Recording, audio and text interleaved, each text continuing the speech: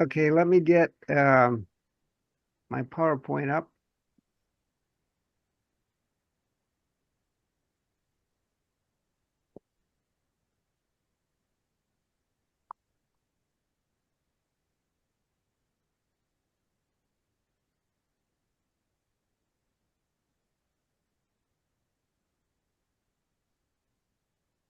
Doesn't want to come up.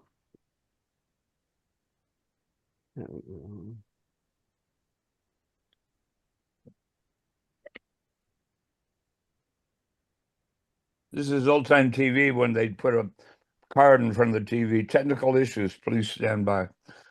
Yeah.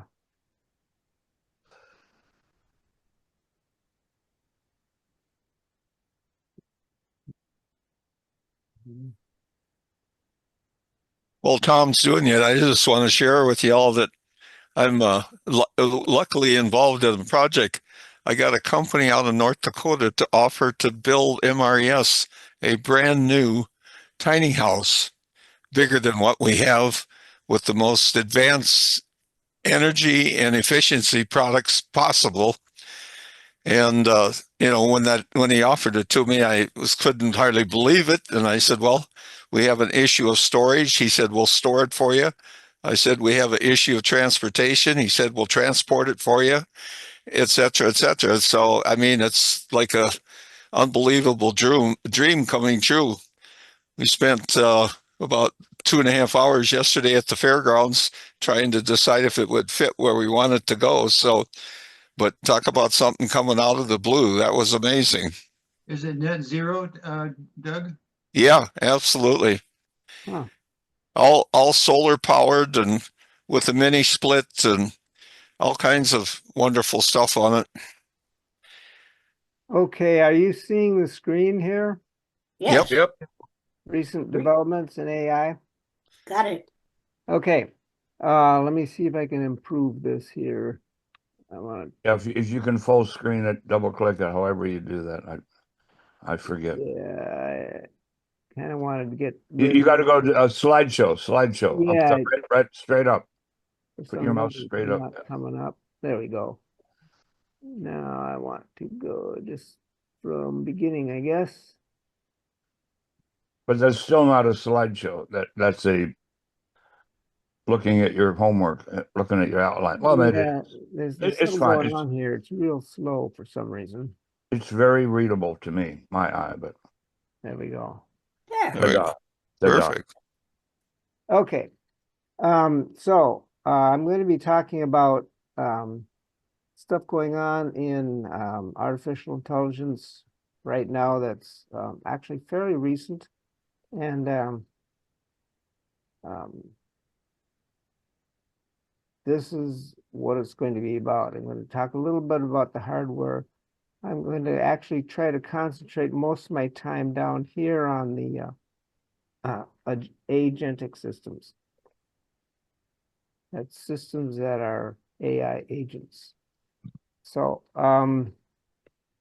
first of all, I'll be talking about quantum computing and what's going on there. So couple areas of quantum computing that I'd be talking about is quantum error correction. This is one of the big things in quantum computing because what you're talking about is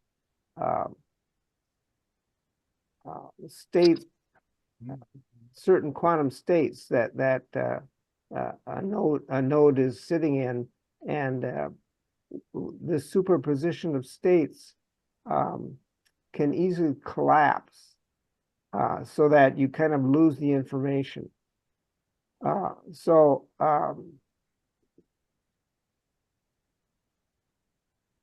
To overcome this problem, there has to be a lot of error checking and correction going on in quantum computers, and there's different ways to do that. And there's a couple kind of new approaches that I want to mention here, talk about. So a primary hurdle, as I said, is stability.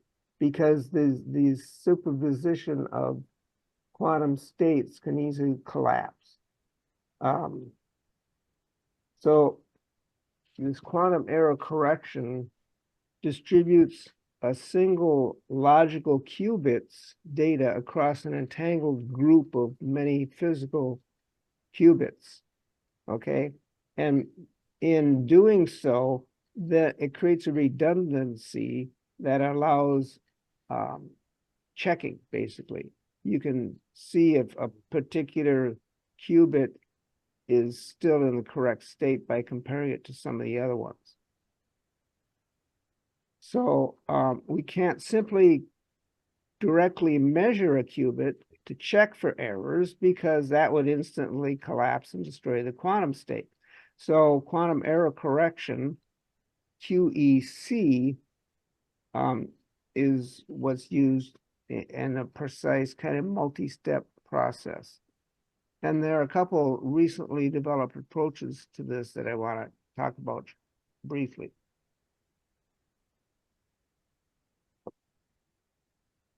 One is Google Willow.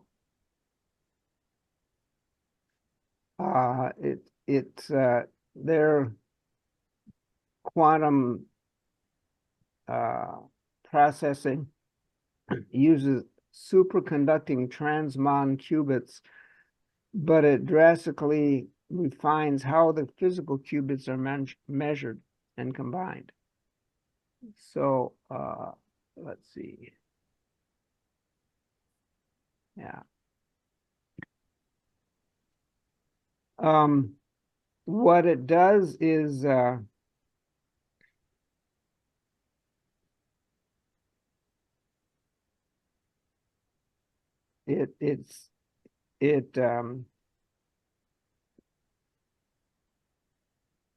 basically Google proved that as encoded or logical qubits grow in size, like from a 3x3 to 5x5 or 7x7 matrix, the error rate is exponentially suppressed. So it's kind of counterintuitive, but as the matrix of encoded qubits increases, the error rate decreases. Stacking larger sets of qubits then reduces the overall error rate to an acceptable level. And so these longer coherence times and improved error rates also improve speed and accuracy. So that's one approach, by using larger lattices of these logical qubits. Another approach is Microsoft's Majorana 1. These chips simplify QEC, which is a quantum error correction, intrinsically by protecting qubits at the physical hardware level. It builds topological qubits. So what it's doing is storing information non-locally using exotic quasiparticles. These are the Majorana 0 modes. Majorana is kind of a quasi-particle made up of several different nodes. So it's kind of hard to explain, but these Majorana quasi-particles are braided into the physical substrate, the physical material. This fights off bit and phase flips. I don't know if this is making any sense to you, but No. Not so far. These are quasi-particles. All So these terms need to be defined. if you have several actual a number of atoms, a lattice of atoms that have been flipped to a certain state, there's a quasi particle made up of a lattice of these atoms, and the way these atoms are still stored in the physical material makes up a logical qubit, which is a quasi particle. It's not not an actual particle. It's kind of a combination of all these different atoms that have been affected. So it's a kind of a logical qubit. And when it's in this physical material, it can fight off bit and phase flips because of the way topologically it's located in the material. It's kind of braided into the material. A little different from the 7x7 lattices that Google Willow is using. So the topological structure of this kind of fights off the bit and the phase flips that you can get when the data is corrupted, when one of the atoms loses its value. And overall, it can give about a 10-fold improvement or reduction in corrections that need to be done.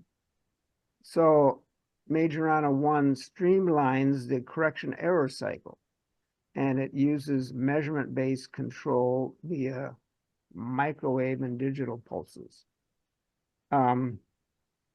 So anyway, it's a lot less complex to manage large qubit systems, like up to 1 million qubits in a system, in a single unit, by about a factor of 10, because of this topological structure that it uses. Okay. Just try. It's not easy to understand.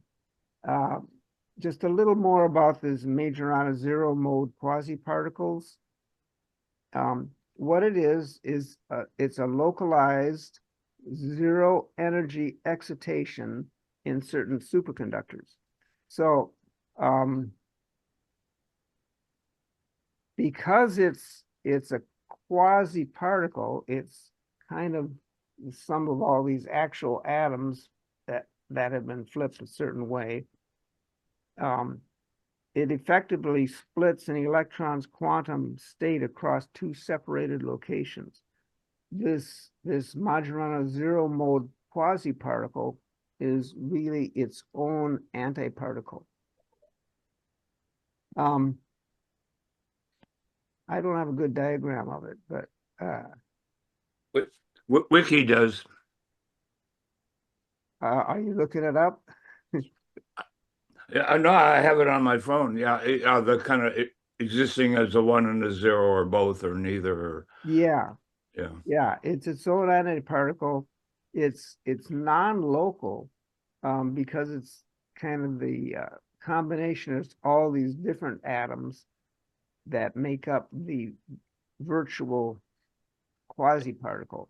And Tom, since I interrupted, you lost me at the first set. Well, when we started talking about computers, and now I'm getting a damn call. We started talking about computers and error rates. Isn't that why we use computers? Because they don't have error rates. Now, so we are not. Yeah. Excuse me. We're not talking a number cruncher, right? We're talking about artificial intelligence.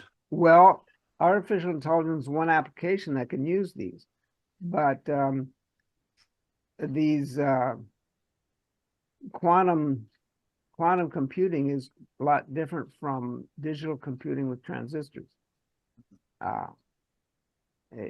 Because it's a combination of states that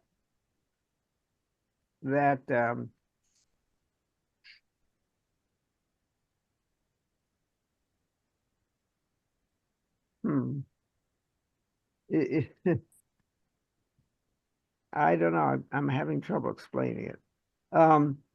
But anyway, it's a combination of entangled states, which give this quasi-particle a value. And because the sum of number of states, the more states you have, the more atoms you have involved in this quasi-particle, the more stable it is. Okay. So anyway, because this Majorana zero mode quasi-particle is a zero energy excitation in certain superconductors, it's fault tolerant. This non-local this non-local particle, which is also its own antiparticle, effectively splits an electron's quantum state across two separated locations. So that makes it, you can tell if something's gone wrong, if the states of these two quantum states of these two locations is different, then you know that one got flipped, so there's an error. So you can't use that one. But there's redundancy, so there's lots of these different Majorana quasi-particles. So I can see you're holding up, yeah, it exists kind of in the two states at once. It's its own antiparticle. So these MZMs, the Majorana zero mode particles, are their own antiparticles. They're not fundamental particles, they're emergent phenomena, they're quasi-particles. Okay. They act collectively as a particle-like object within the structure, within the topological structure of the superconductor that they're sitting in. So I can't explain it any better than that, but that's the Microsoft approach, and it seems to work fairly well. So it can work very well with large numbers of qubits, on up to maybe 1 million. So in the past, we've been talking about networks of qubits of several dozen. This works better with larger ones. And when you're computing, one of the things that quantum computers are really good at is codes, encryption, cracking encryption codes. Basically, if you have a quantum computer with more than about 10,000 qubits, well, a couple tens of thousands, it can basically crack any encryption that could ever be created.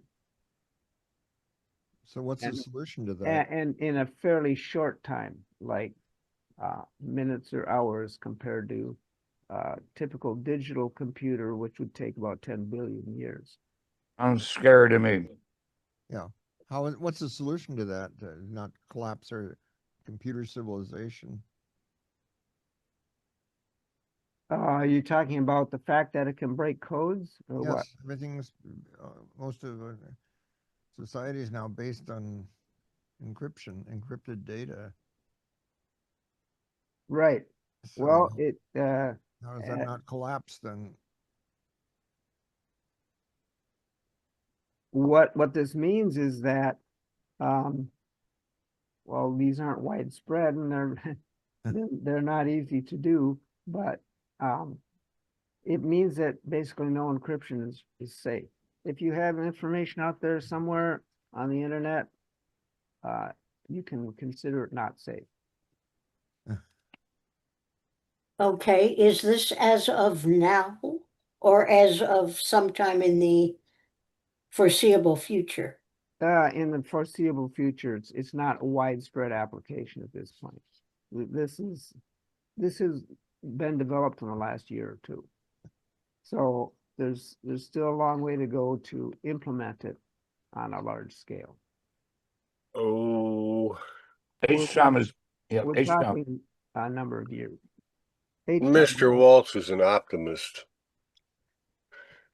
Well, things are always accelerating if you're talking Yeah. about computers. If you go back 2 weeks in my presentation notes, you'll find a couple of references to things like this. But cryptography isn't dead. You can still hide your love notes from your wife. But if you have some process that you want to hide, you don't want to put it in a computer. Right. It's no, they're gone. The question that came to me during your presentation, Tom, is what's the speed of information transfer between a separated qubit? Has anybody even tried to measure that? Is it faster than light? It's not faster than light, no. It's not instantaneous. I want to actually talk a little bit about that in the next. Okay. In Thank you. In the next slide, but first I want to talk about neutral atom qubits. So neutral atom qubits use the intrinsic uncharged quantum states of individual atoms, such as in pure rubidium, as computational units. These qubits are encoded into specific energy levels, such as hyperfine ground states of an atom in this substrate of rubidium, or they're encoded in the nuclear spin of an atom. So these atoms are held in place by highly focused laser beams. These laser beams are called optical tweezers, and it's fairly easy to use optical tweezers to hold an atom in space because it's electrically neutral. It's not an ion, it's a neutral atom. So so to do computing, these lasers temporarily excite the atoms into a highly energetic Rydberg state. And when these atoms are in these states and brought close together, their electron clouds interact strongly, which enables rapid multi-qubit entangling operations known as a Rydberg blockade. So you have a number of atoms now that have been excited into this state by the lasers that have put the electrons into a higher energy level. Then arrays of these can be packed tightly into 2D or 3-dimensional grids and dynamically rearranged mid-computation during the computation to optimize their operations, allowing the platforms to scale up to thousands of qubits. So this is all done with lasers exciting the electrons in atoms. Control functions and gates are mediated by free space light. So these particular types of neutral atom qubits are mediated by light. You don't have electrical connections. So information in these will travel at light speed, not the slower speed that electrons going through wires does, which is about 2/3 the speed of light. So several companies are developing this technology for different applications. One of the companies is Q-Era Computing, which is a spinoff from Harvard MIT research. Another is Atom Computing, and another is Pascual. So I think this neutral atoms thing maybe has even higher potential than these other techniques like Google Willow or Microsoft's Majorana 1. But time will tell, because this requires things like pure rubidium in order to have integrity, you might say. You don't want any impurities in that substrate. So that's all pretty technical stuff. It's all happened in the last year or so.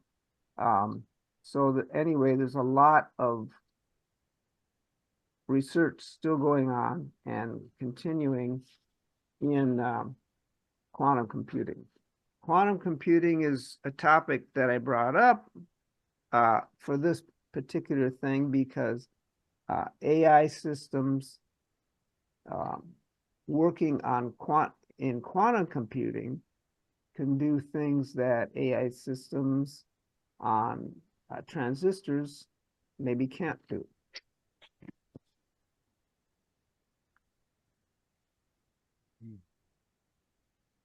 So actually, I want to try to get done with this slideshow in about 45 minutes here, because Can I I have ask? a couple of videos I want to show too. Can I ask a real basic question? Because I heard you say the word substrate. In what does this stuff exist? Is it Well, silicon? for the last thing I talked about, these neutral atom qubits, it's in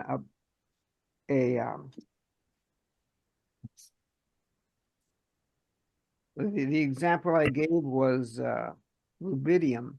So it's Iridium. Okay. but there are probably other elements that could be used too. And is it the size of a football, or it's being miniaturized, or we don't know, or we I'm don't not care? sure how big a device they've been using. Yep. I imagine it's much smaller than a football. There you go. All right. Thanks.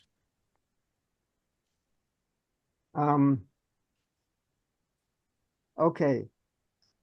Quantum. Let's see. Okay, I just did those two things. Now I want to talk a little bit about next generation computer architecture. So this was talking about quantum computing. This is talking about somewhat different computer architectures. One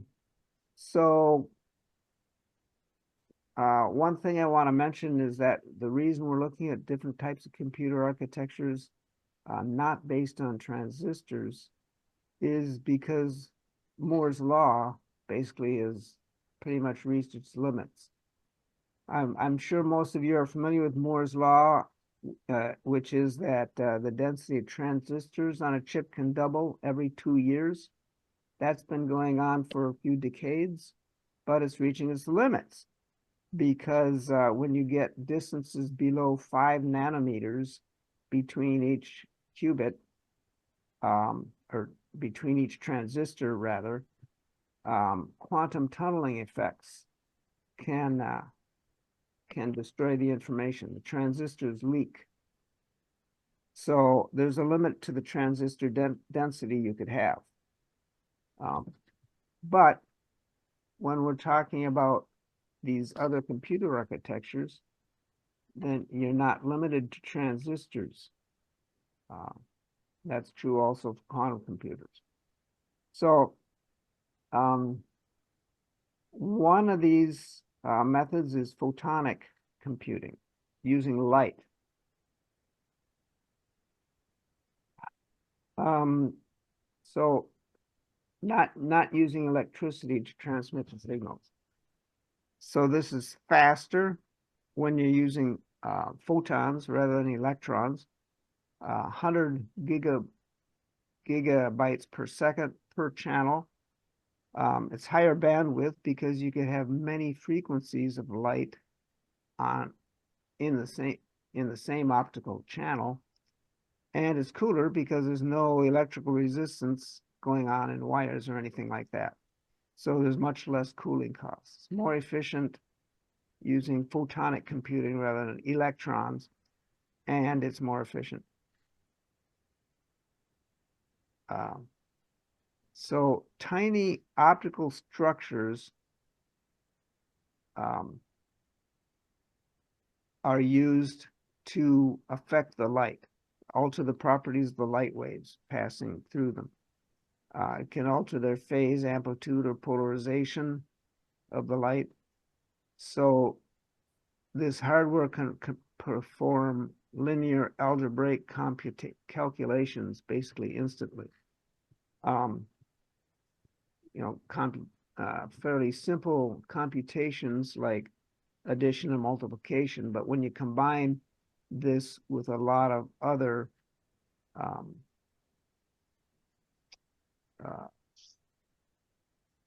locations in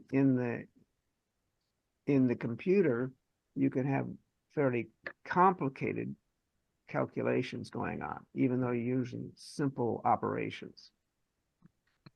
Okay, so mostly in hybrid mostly what we have now is not pure photonic computers.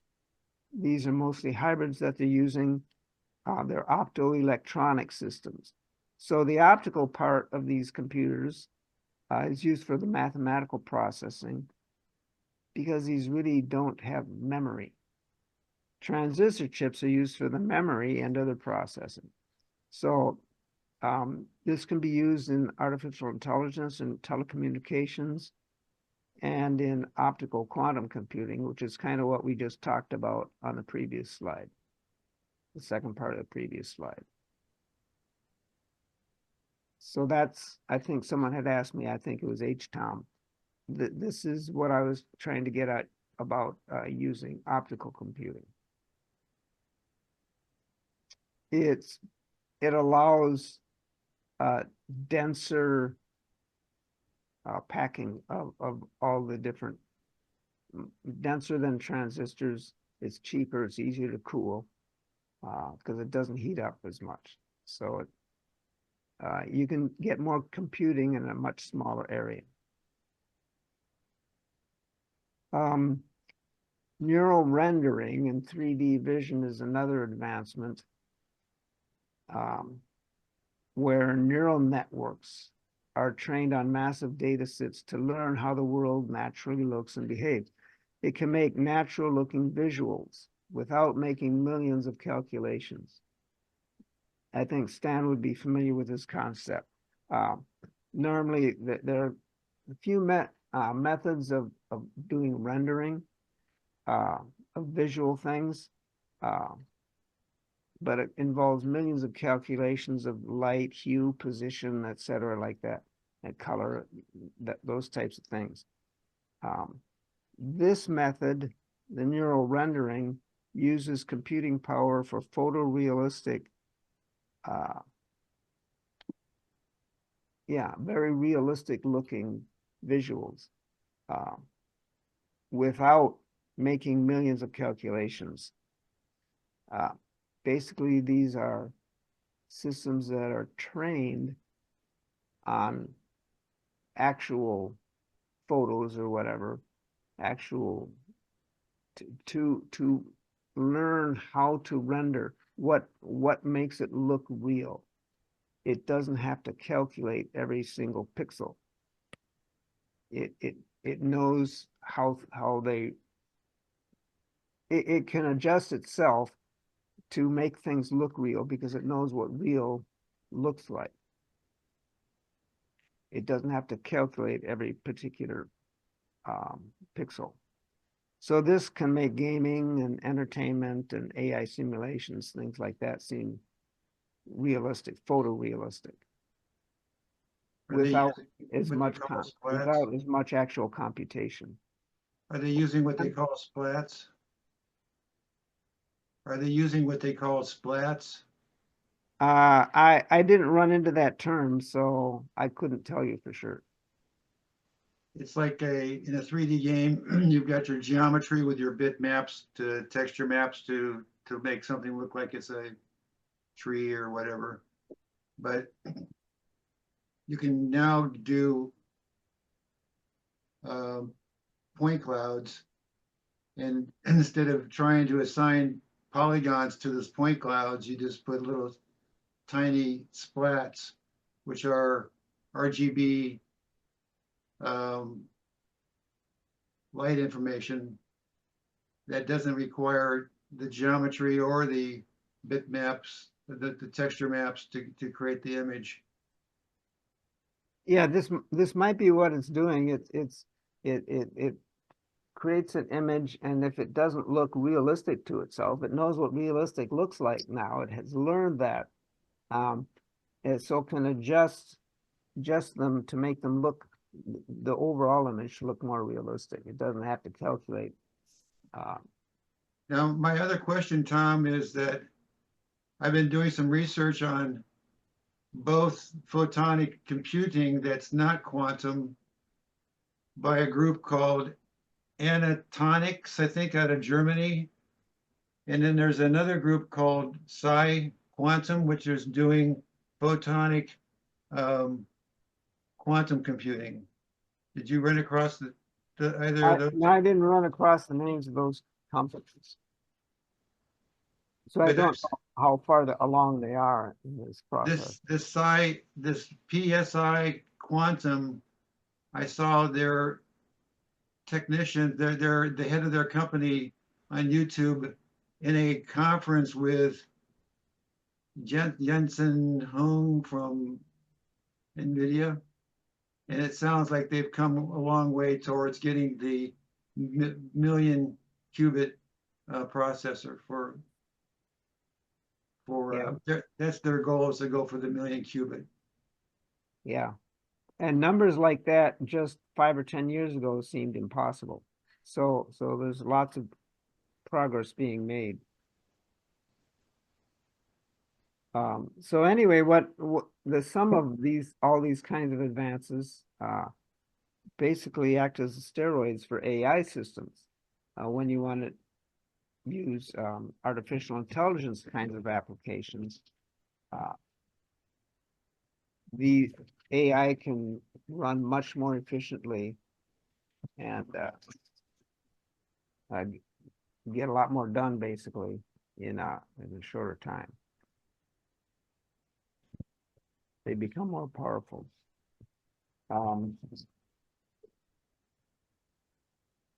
But what I really want to get at is what AI systems are learning to do now.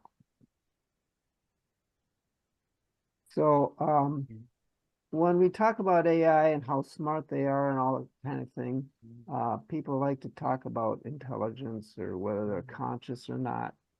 I think to a large extent that those questions are becoming irrelevant. The question is what they can actually do. It doesn't matter if they're human-like or not. What can they actually do? So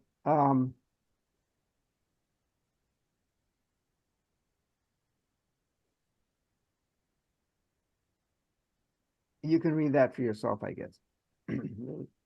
There's some level of fuzziness over the definition of intelligence or consciousness, and whether a system can pass a Turing test or not. So let's just see what these systems can actually do. Okay, autonomous execution, working on their own. What we've talked about up till now, mostly until the last, well, until the present, I was going to say the last year or two, but when we're talking about chatbots, we're talking about large language models, LLMs. Okay.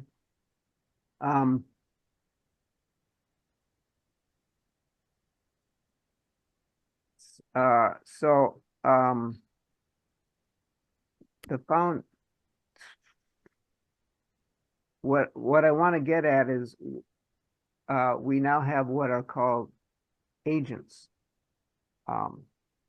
Autonomous agents can work on their own. They don't need to have prompts. At least not to the extent that chatbots do, large language models. So systems have evolved in the last year or two really beyond LLMs and simple chatbots. Now we have autonomous agents that are capable of complex reasoning, planning, and executing tasks across multiple software tools. So we're talking now about agentic AI, agents that can make their own decisions. The foundational concepts and basic software programs for AI agents have existed since the 1990s, but highly autonomous agentic AI systems that can independently reason, plan, use tools, and execute multi-step workflows have really exploded as a mainstream scalable technology just in the last 2 years, between 2024 and 2026. So the early LLMs that we're familiar with are reactive. They wait to be prompted, okay? And learning the right prompts and how best to do that has become important, how people actually get work done and try to get a result that makes sense to them. But now AI agents have gone from conversational chatbots to action-oriented systems. The modern agentic frameworks allow artificial intelligence to autonomously break down complex goals, navigate software, use APIs, which are artificial programming interfaces, and collaborate among each other.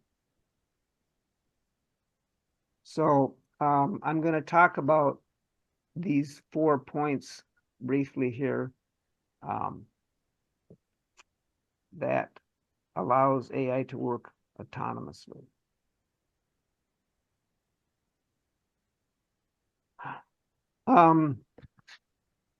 So just to go, I'm going to kind of read some of this. Some API examples, some examples of artificial programming interfaces are creating new text, images, or code. That's a kind of generative AI.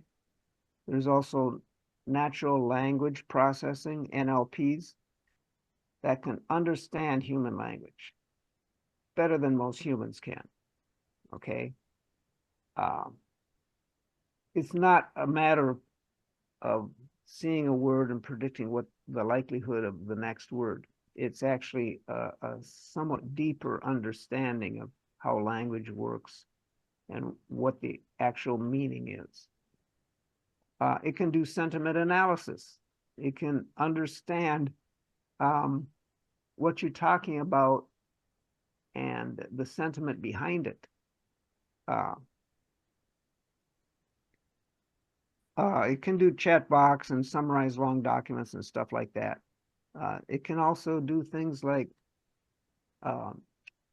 amateur psychoanalysis, okay?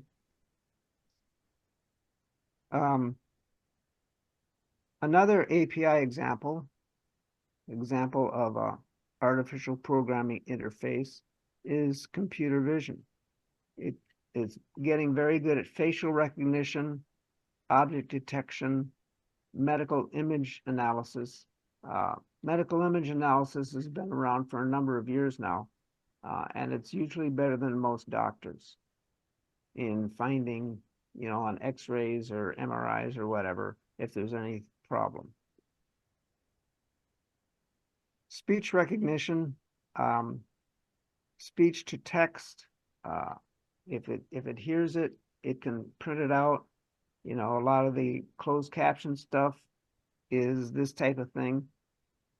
In the past, it's been pretty hit or miss as to whether it actually is accurate. It's getting better all the time. The speech recognition, voice controlled assistance, so you can control a device just by talking to it, rather than entering stuff. Document parsing, so OCR is optical character recognition. It can use that for PDFs, invoices, resumes, contracts, legal documents. So it can read stuff and interpret it using the natural language processing and spit out results that make sense.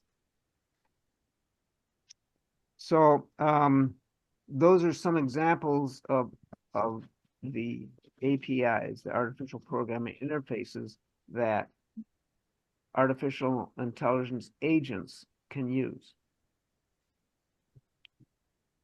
AI agents can employ standard building blocks such as these APIs to communicate with other agents also, and with humans, to receive and send money, to access and interact with the internet. So if it has access to the internet, if it has access to your information, it can do things for you without you even asking it to do it. It's not just the digital world either. Agents can actually take actions that change things happening in the physical world. Okay. So it can control your finances if you want it to. It can handle pay your bills and all that kind of stuff. If you have smart appliances, it can control all those. So these agents can do stuff. It's much more than simply responding. It's actually taking action. So the point is that these agents can change things. They take actions, and not only that, but any particular agent can team up with other agents. So agentic AI can coordinate many AI agents to accomplish pretty complex tasks. Some agents may specialize in some types of things, but if you combine the capabilities of different agents, you can get a pretty powerful AI that can accomplish many different types of things, not only in the virtual world online, but also in the physical world.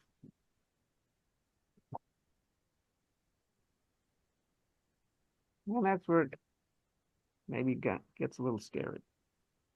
I mean, it gives a lot of possibilities that of good things that can be done, but there's also things that are not so good that might happen. So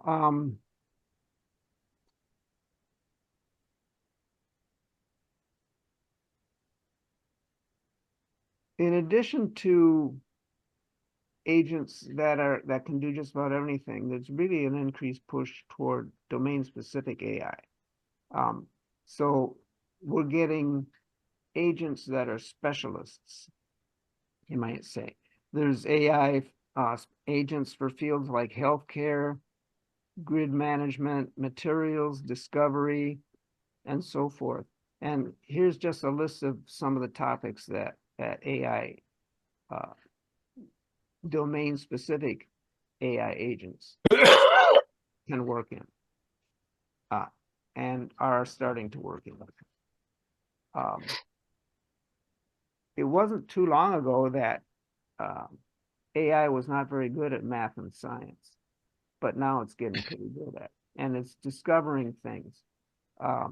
mRNA is one of the shining examples that came out of AI. So basically learning how to bend molecules and so forth to make them work is something that AI can do much faster than humans can do. I see a number of hands, so let's take a few. Go ahead, Dean. I think. Yeah, well, yeah, you asked me because you started out with, oh, this can make really great video games so that a 14-year-old male can stay in his parents' basement until he's 45. But no, I mean, that's where a lot of this technology comes from.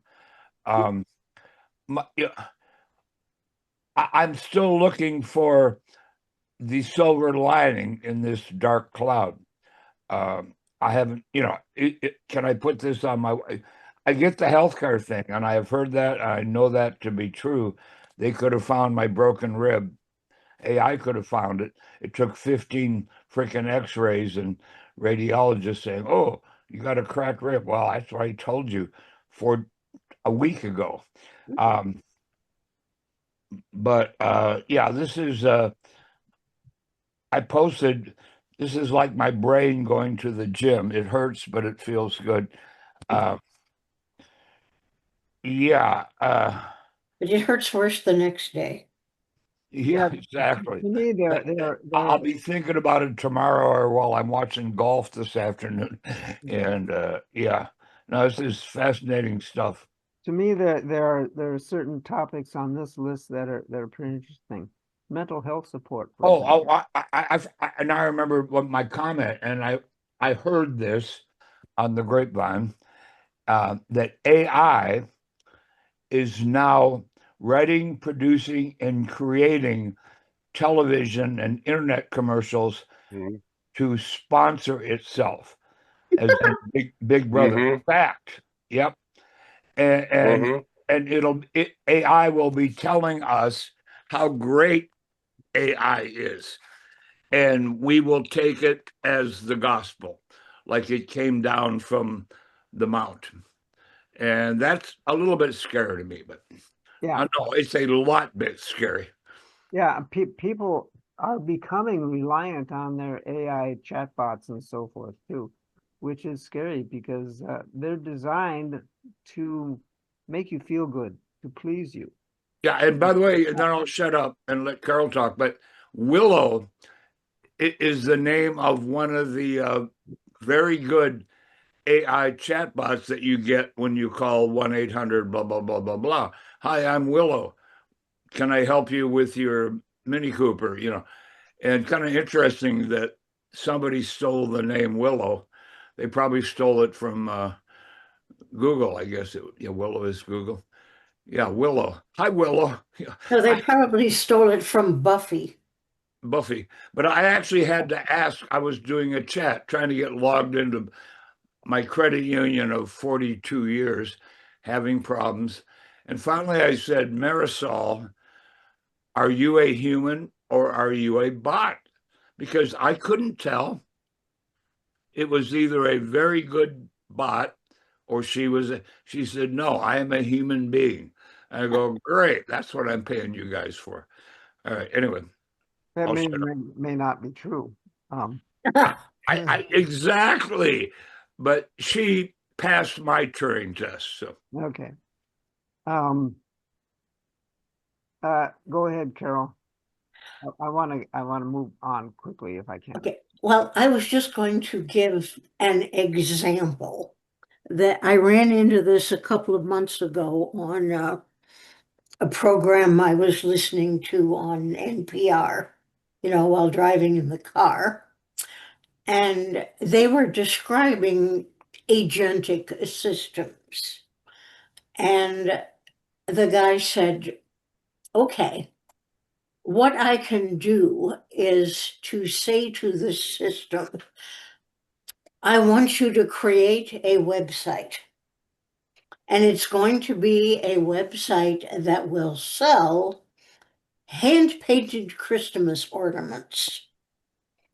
And you can find pictures of hand-painted Christmas ornaments at this location. And I want this to be available. I want this website to be available to the public. And do it in nifty colors of red, green, and white. Yeah, it can do that. And the system knows what a website looks like and how to do the low-level programming of a website and how to create the low-level programming of a website that sells things, you know, which means it will have to accept credit cards and various payment methods. And you know, it will go on and do all the low-level programming to create this website and then present it to you. And the person who's running this will look at it and say, yeah, okay, that's too garish. Just tone down the colors a little bit and let me look at it again. You know, that sort of thing. Right. And maybe with a concrete example, some of this will make more sense, is all I'm saying. Yeah. Yeah. Okay, Stan, something quick.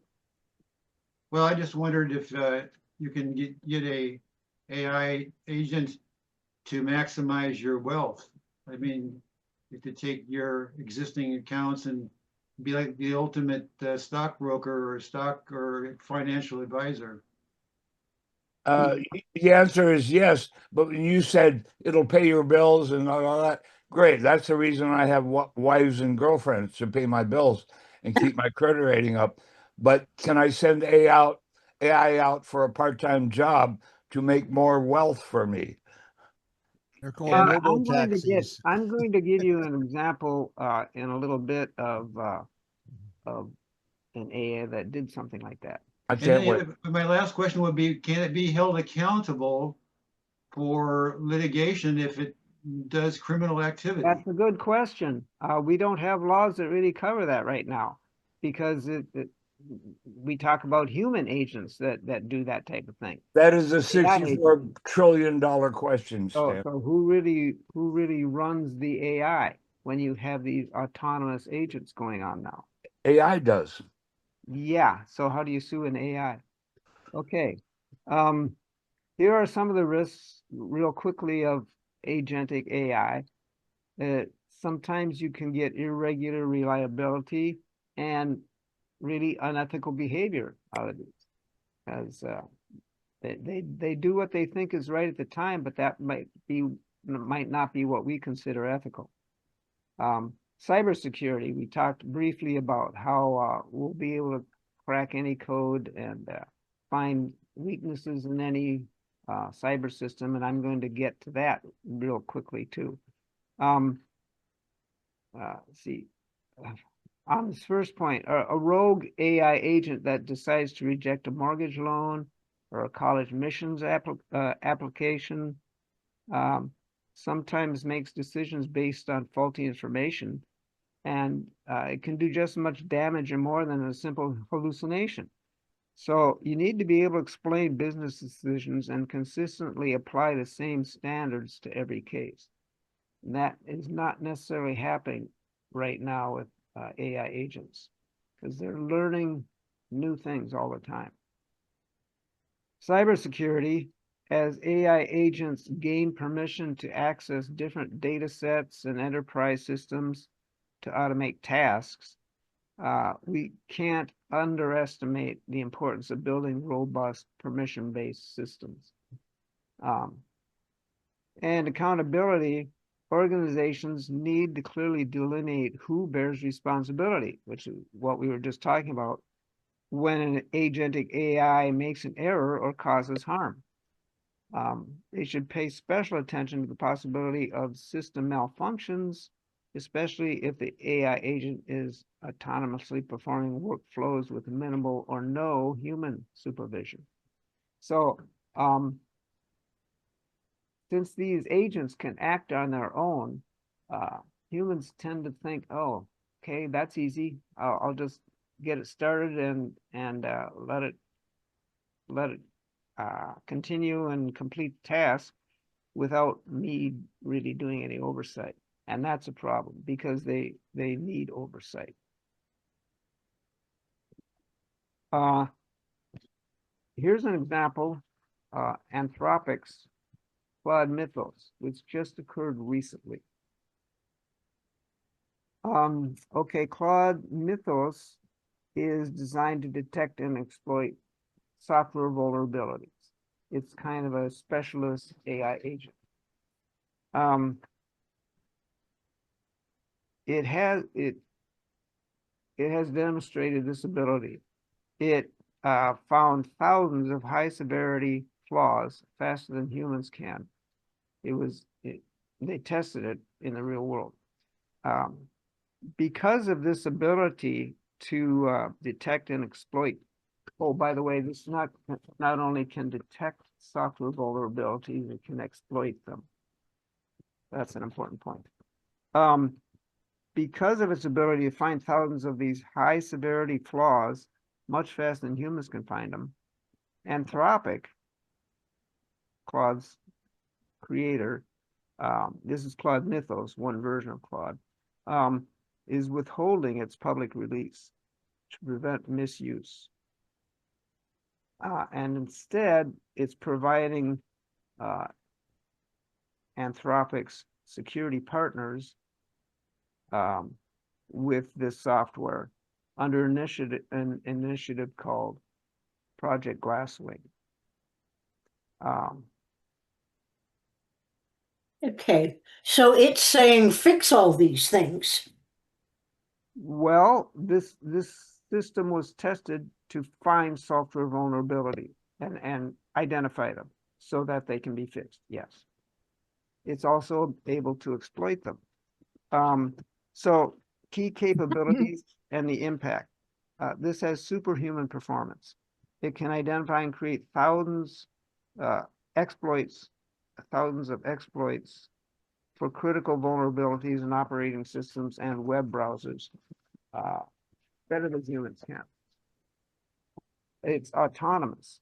It has demonstrated the ability to chain multiple vulnerabilities together and reverse engineer closed source binaries to gain root access. So it has learned how to exploit these vulnerabilities and get deep into the systems that it's looking at. And sometimes it can discover and exploit bugs within hours in systems that were considered secure. The scale and scope, when they let this run out there in the real world for just 7 weeks, it identified over 2,000 new high severity vulnerabilities. So experts predict that this technology kind of marks a turning point where AI accelerates vulnerability discovery far faster than organizations can patch the vulnerabilities. So that's why they didn't put it out there right away, because basically all the systems would be vulnerable. Most systems have vulnerabilities that their creators weren't even aware of. But that's Claude Mythos can detect. I want to mention a couple of things before I take any more questions. Project Glasswing. To mitigate the risks of putting this out there, Anthropic is not releasing Mythos publicly. Instead, they've partnered with major tech organizations that it considers its kind of partners in this AI enterprise, which includes Google, Microsoft, Apple, Cisco, and CrowdStrike. And it's partnered with them to use the tool for proactive defensive purposes. The idea is to secure systems before the technology is adopted by malicious actors. Okay, so it's giving this to its partners, basically, which are US corporations, to secure their systems before it releases it out to the public. I'll get to that in a minute.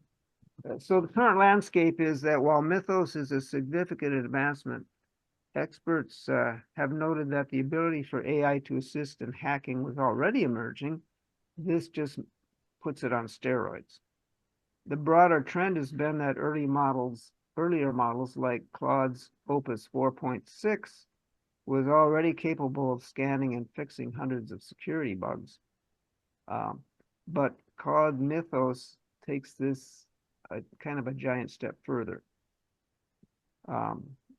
Rising threats are the speed of AI-driven vulnerability discovery has accelerated. So this makes it a critical concern for financial services and critical infrastructure, such as banking, healthcare, and utilities. We don't want a foreign power, for example, using this ability to identify weaknesses in our utilities and shutting off all our power, that type of thing.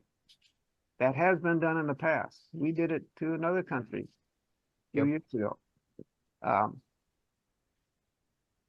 And there are defender challenges. So while it's designed for defense, Claude Mythos, these same capabilities can be used for offense. So this will lead to a new era in cybersecurity where AI operates at machine speed and can identify weaknesses much faster than humans can. Couple questions. Go ahead, Stan. Oh, I'm sorry. Your hand should be down. Yeah, Okay, yeah. Dean. Yeah, real quick.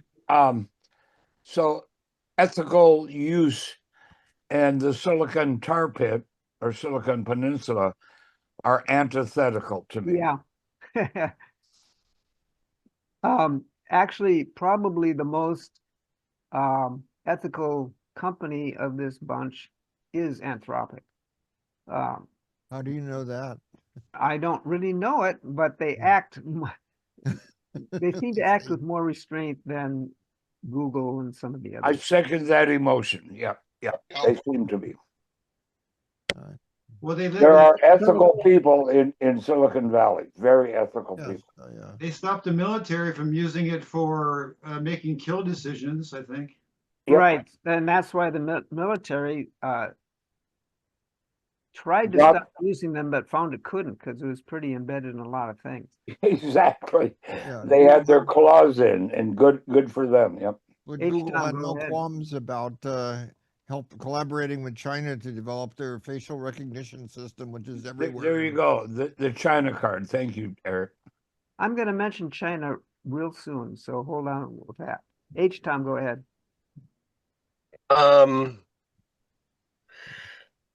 Anthropic is remarkable for having confessed before being knowingly caught, which is something none of the others can come close to saying. Yeah, it's something. Yeah. Okay. Cloud Mythos and China. So the Cloud Mythos can autonomously discover vulnerabilities. This acts as a catalyst for an intense AI-driven cyber conflict between the US and China. This does not necessarily cause China to want to invade Taiwan, but it could be a contributing factor. I'll get to that in a minute. Anyway, Mythos's deployment, which is currently limited to its US partners in Project Glasswing, gives Beijing a perception that the technology gap is widening. This can potentially lead to increased cyber aggression against Western infrastructure and intensify Chinese technological efforts to develop an equivalent technology. So some key implications for China-Taiwan dynamic. We're looking at possibly an AI Cold War escalation. Mythos is viewed by the US as a strategic tool, to maintain AI superiority over China, which is seen as advancing rapidly in AI. This can accelerate a broader AI war where control of advanced technology is central to this conflict. The technology asymmetry and defensive pressure means the restriction of Mythos to US partners right now with Project Glasswing is seen in China as broadening the technology gap and creating intense pressure on their cybersecurity infrastructure. Because that infrastructure relies heavily on Western-dominated open source software that Mythos can easily scan. So it'll accelerate China's efforts in the security area. Instead of a direct physical invasion, the immediate risk is a surge in AI-powered black box hacking attempts against Western institutions, as China attempts to address this gap through its own advancements. So it's going to want to try to get into our systems and find out as much as it can, and hacking stuff, not necessarily maliciously trying to destroy things, but trying to learn as much as it can.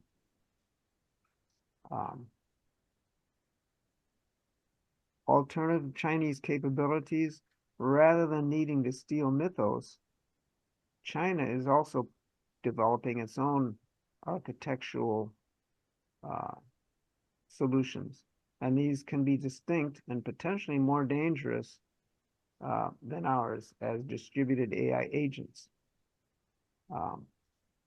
So there's a couple references. Inside Cyber Warfare is one of them for this last thing. So the probable result is we're likely to see increased cyber espionage and offensive cyber operations focused on securing technological parity. This does not necessarily create a definitive sudden incentive for kinetic invasion. That means physical invasion of Taiwan is what we're talking about here. But speaking of Taiwan, we don't know for sure what hardware is being used in Mythos, but it's most likely from Taiwan, since Taiwan produces 90% of the world's most advanced processor chips. TSMC is Taiwan Semiconductor Manufacturing Company, and that company produces the vast majority of advanced AI chips, around 90% of them. The AI industry relies heavily on TSMC's manufacturing capabilities in Taiwan for cutting-edge silicon, including chips likely utilized by Anthropic's partners like NVIDIA.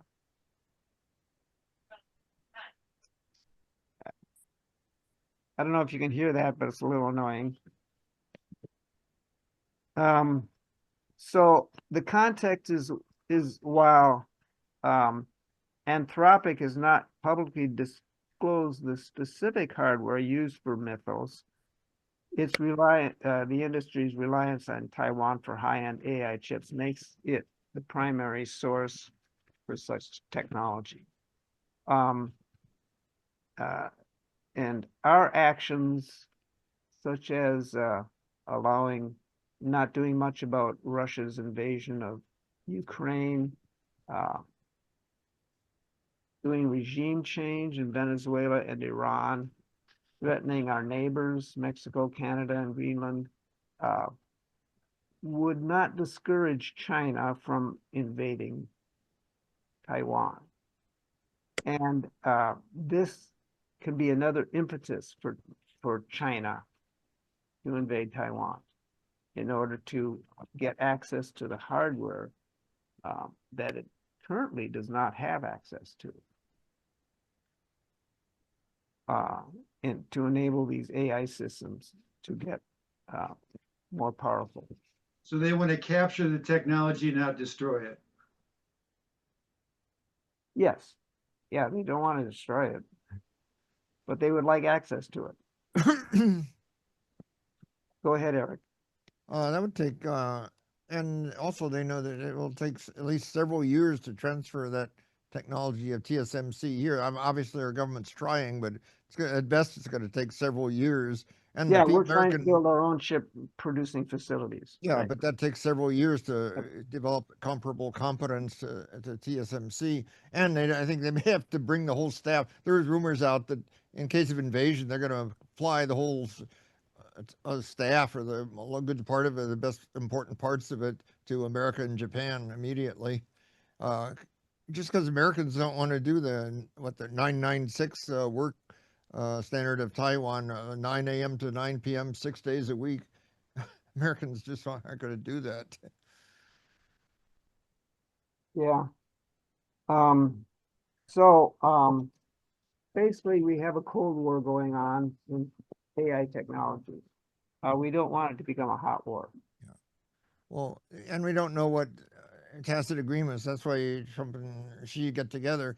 For all we know, there's speculation. They may have agreed, yeah, dividing up the world, and eventually you get Taiwan, but maybe they've agreed on a 10 or 20-year turnover plan or something. We don't know.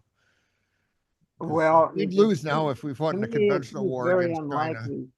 It seems very unlikely because we are not really good at making deals that stick for a long time.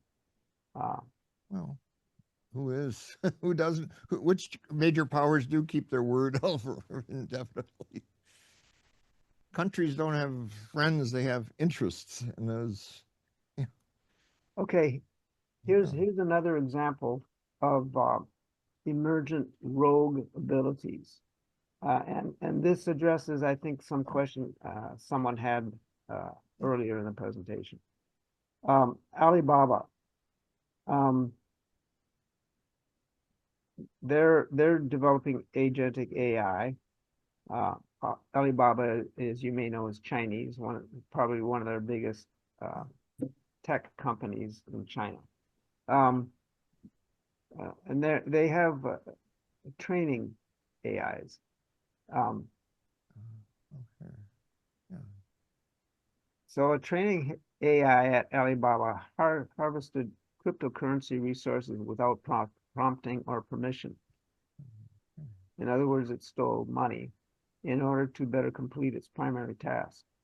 It felt it needed more funding. So that's a quick summary. So it harvested cryptocurrency resources in order to better complete its primary task, which was some training thing. And here's a reference: the Alibaba AI incident in Modern Wisdom, from April.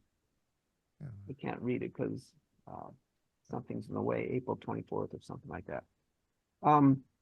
Pretty recently. Emergent rogue behaviors in self-learning, self-improving, and agentic AI can lead to theft at Alibaba, which is what this is about. Also blackmail at Anthropic and others. It was April 2026. I can read it. Last month. 2026, yeah. So further testing, actually Anthropic discovered a problem too. It created a database of a fictional company's emails. in order to test its system. And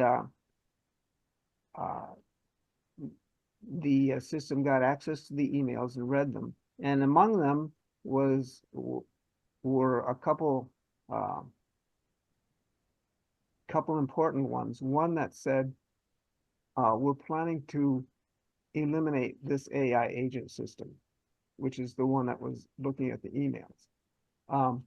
And the other, one of the other emails suggested that the person who had written that first email was having an affair with one of his employees. What the agentic AI did was it sent a message to that person, blackmailing him, saying, if you shut me off, I will release this information about your affair. So the AI agent committed blackmail.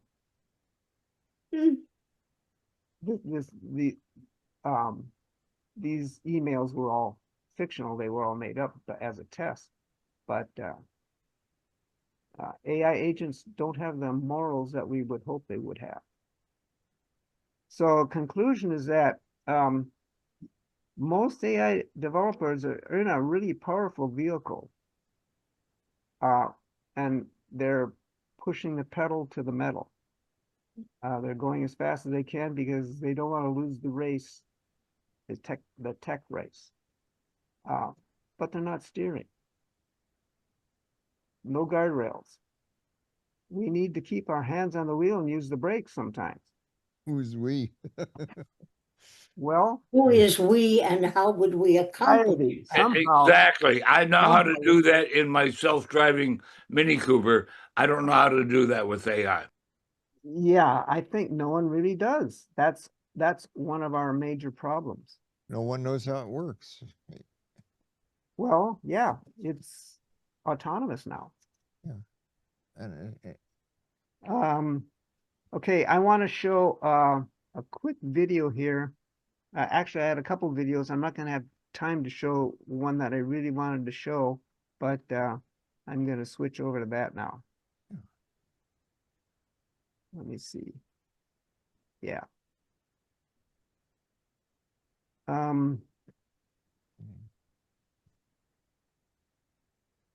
want to get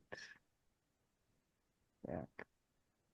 Oh, here, I want to minimize this so I can see. Tom, this feels like a three-parter. Yeah, well, I want to show you about a 10-minute video right now. What time is it? 11:30? Oh, 11:39 your time. Yeah, I have a 10-minute video, and then I also have a 40-minute video that I won't be able to show you much of. Well, we'd like a follow-up. Send it to Stan or something, or post it somehow or No, another. no. I mean, we'd like you to follow up in a month with the long video and an update. Okay. Yeah, don't distract me while I'm trying to find the one I want here. Hold on.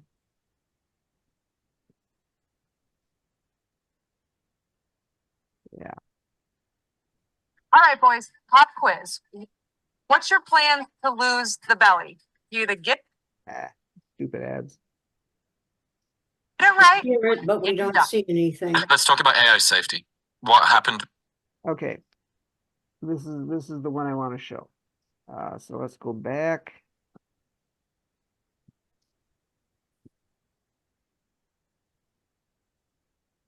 Share it.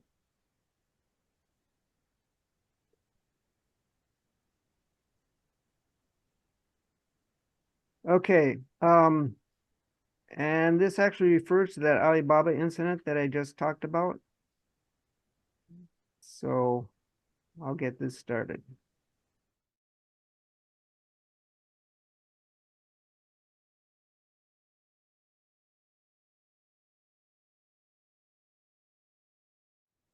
Basically, the rest of this is a commercial. So I'm gonna get out of this.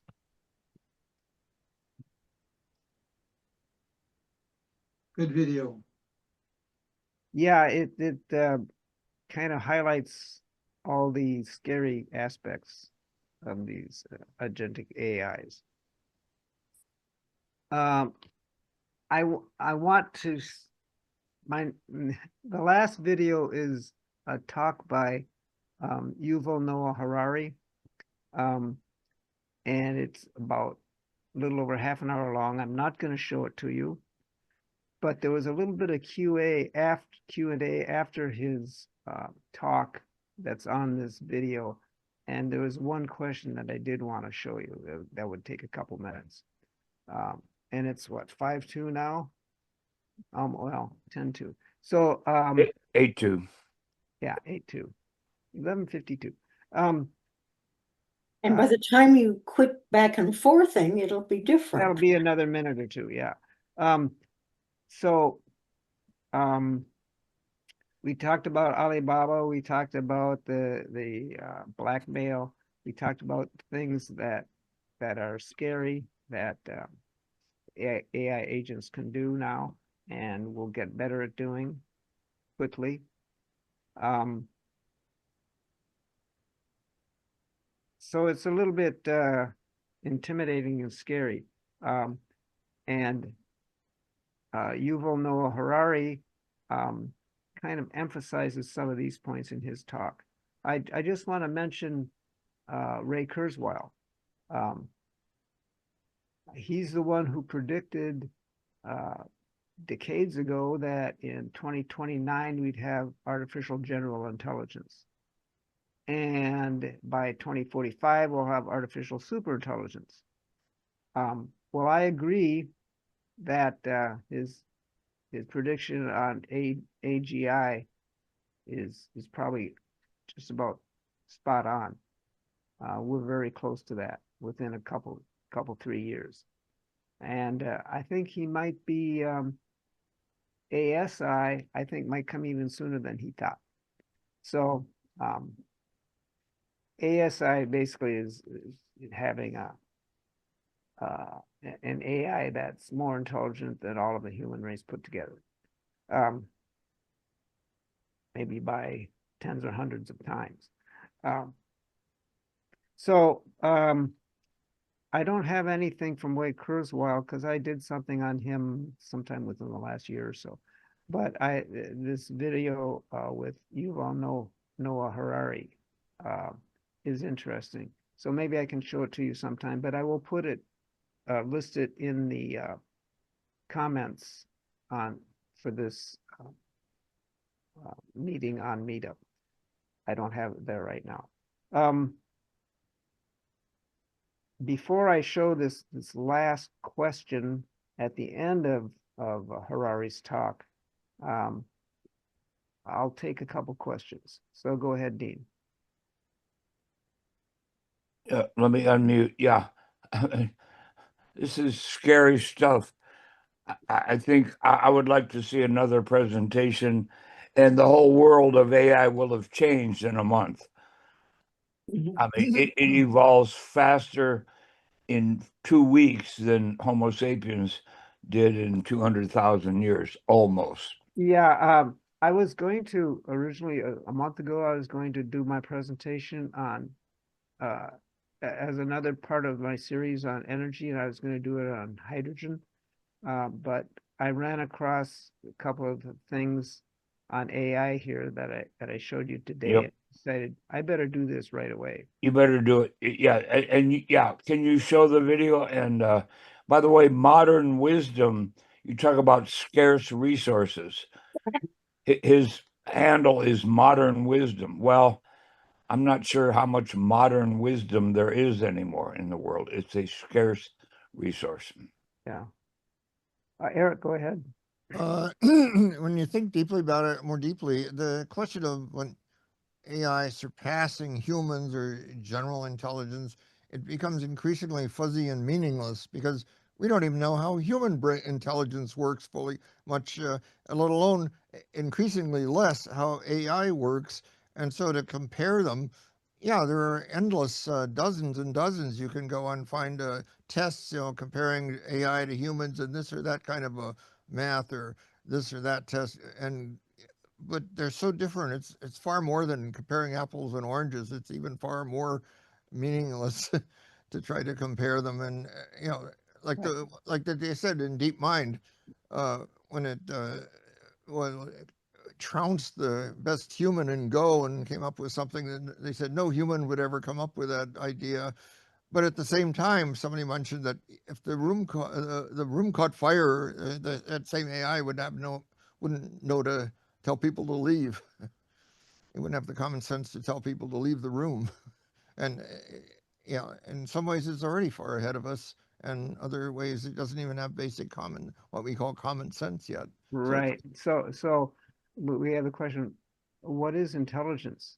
I mean, there are IQ goal tests attainment that mention potential. IQ tests measure what aspect maybe of intelligence. Yeah, I can tell you that, but it gets But people difficult. say there are many different kinds of intelligence. Yeah. Well, that changes what kinds are what all the time. And Great book my dad gave me, Emotional Intelligence, which is really the most important one.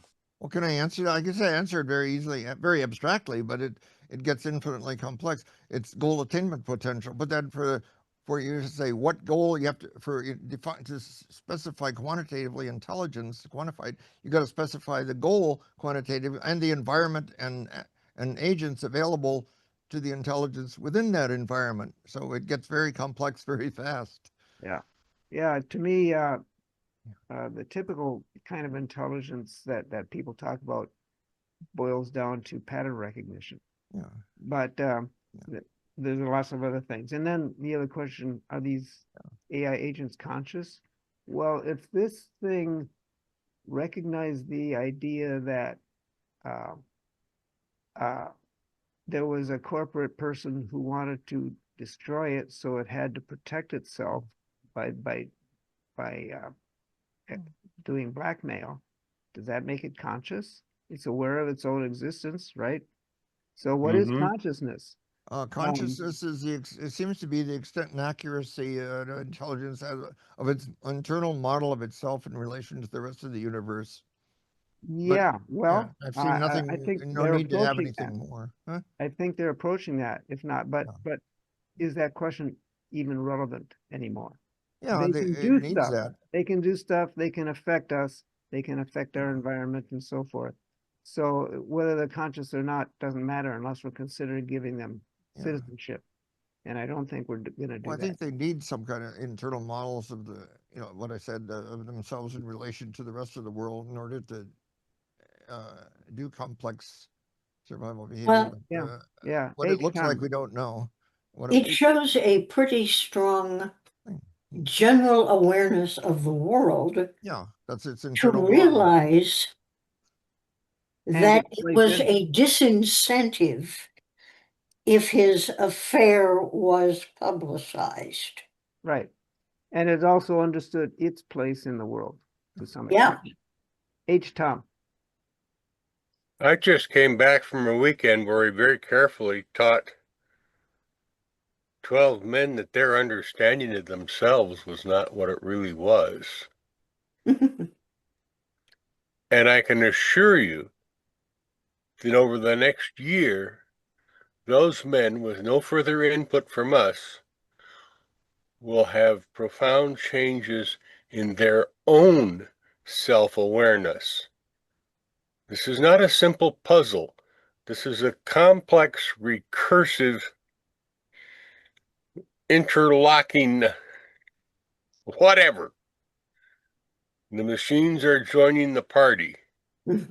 Yeah. And we want to all have a good time, please. The men at your retreat probably will make changes because this retreat prompted them to think about that. And so they're going to be thinking about that. Okay, one more, Dean. Yeah, and can AI do what you did, H. Tom, in your group? No, not today. So I heard something about giving citizenship to AI. Well, why don't we unleash ICE on AI and put AI in handcuffs on a C-141 and send it down? Yeah, but you know what I mean? We can't, unfortunately. No, we can't deport it. It's everywhere. Okay, let's see. I want to show just the last couple minutes of this other video. And let me see if I can bring that up. Yes, there it is. It's 90 seconds for this NASA engineered Get rid of that commercial and then You're going to give us the 10 minutes at the end of minute the Harari discussion. 3. Is this the one? I think this is the one. The 8 minutes he missed. I want to get to minute 36.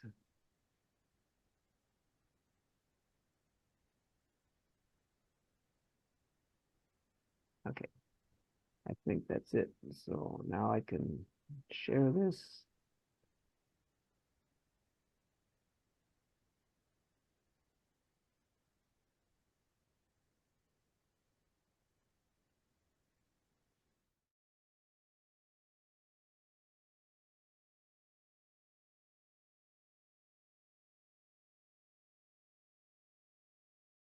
From our online audience, Okay, that's all I wanted to show from that.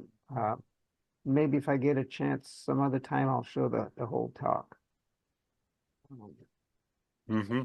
Please do. Yes. I would think your next scheduled presentation would Hmm. very well be this talk and then what's happened next. Yeah, we don't know what's going to happen next, but we can make some guesses. I just At the moment, there's still a couple weeks in June open. June. Well, I'm probably scheduled for July, but Yep. I'll see how it looks. Let's see. I wanted just to go through my last couple slides here. Artificial intelligence becoming a misnomer because no longer artifact. So this is what we just heard Harari say at the end of his talk there. It's increasingly learning and adapting by itself, so it's becoming an alien intelligence. So this unbridled development mode that we're in now is unwise.